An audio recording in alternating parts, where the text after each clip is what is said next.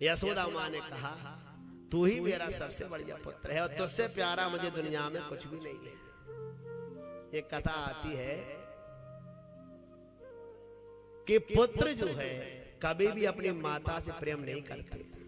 जो पुत्र माँ से प्रेम करे वो सबसे बड़ा भाग्यशाली माना जाता है। माँ तो 10-10 बेटों को पाल देती है, पर 10 बेटों से एक माँ पाली जाती है क्या?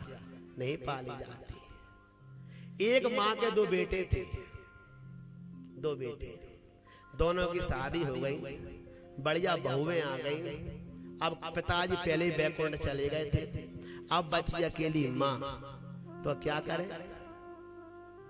अब उनके हिस्सा हुए, जमीन बट गई, सोना बट गया, चांदी थी, सब बट गया।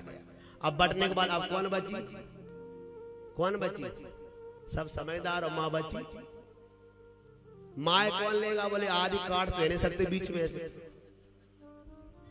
है कि नहीं? हत्या हो जाएगी। तो क्या करें? बड़े से पूछा, दोनों ने मना कर दिया। दोनों ने मना कर दिया। गांव वाले इकट्ठे भये, सरपंच जी को बुलाया, बोले आप न्याय कर दो, मैया किसके हिस्सा में आएगी? पंचायत जुड़ी। बड़े से कहा भैया क्यों? बोले मैं बा से पूछ के आता हूँ। बा मत जानते, धर्म पत्नी से पूछ के आता। पत्नी ने मना कर दिया, मैं नहीं रख पाऊंगी अम्मा को, मेरी बस की बात। बच्चों को पढ़ाना है तो वो नीची गर्दन लटका के आ गया। गांव वाले समझ गए। दूसरे का छोटे क्या बोले तू? बोले मैं भी परमिशन लेके आता हूँ हाई कमान से। तो वो गया महाराज भीतर पहुंचा। हाई कमान ने कह दिया इम्पॉसिबल पॉइंट, असंभव।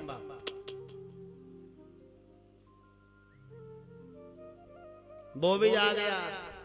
उसने कहा क्यों रे? बोले वो मना कर रही है। गांव वालों का क्या करें? पंचायत निर्णय हो गया, 6 महीने ये माँ को रखेगा और 6 महीने ये माँ को रखेगा। 12 महीने होते हैं तो 6-6 महीने बोले दोनों माँ को रखना। बोले जी ठीक है। अब योग वाली बात 13वां महीना पड़ गया। उसी समय परसोत्तम मास पड़ गया। अब 12 कितने हो गए? 13। और बिन ने कही भैया ये तो बड़ा टंटा हो गया। तो ना तो उसने पूछा माँ से और ना बा ने पूछा। 1 महीना ना बा ने खाने दिया, ना उसने पीने दिया, और मैया बेचारी बैकुंठ चली गई। बोले 13वां महीना हो गया, कौन माँ को खिलाए? किसी ने कहा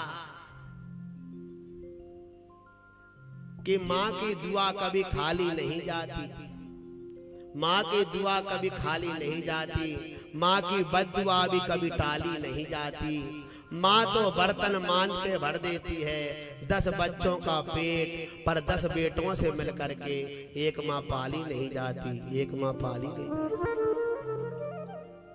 आज की ये संस्कृति है कि माता पिता भार हो गए बच्चों पर।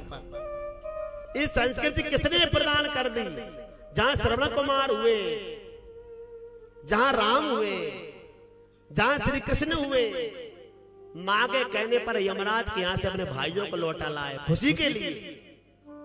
और संस्कृति में आज माता पिता अलग रहते।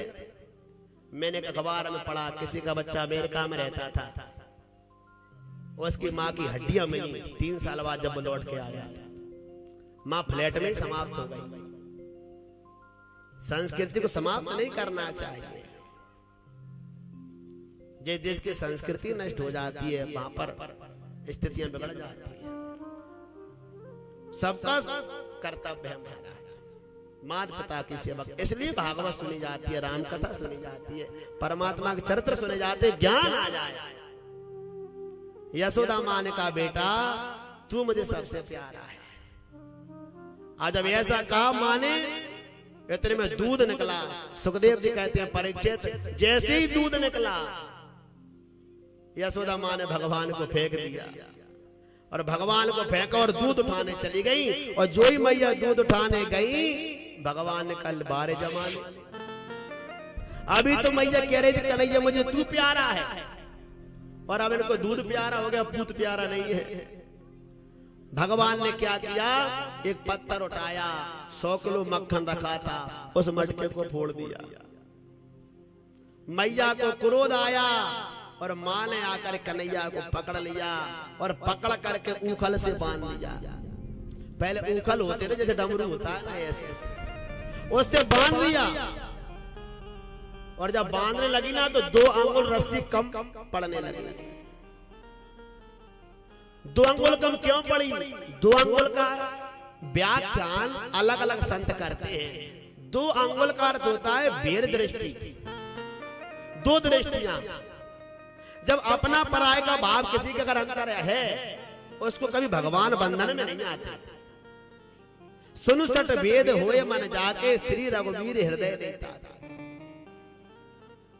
जिसके मन में अपना और पराया है, उसको भगवान कभी बंधन में नहीं आ सकते। और दूसरी बात, भगवान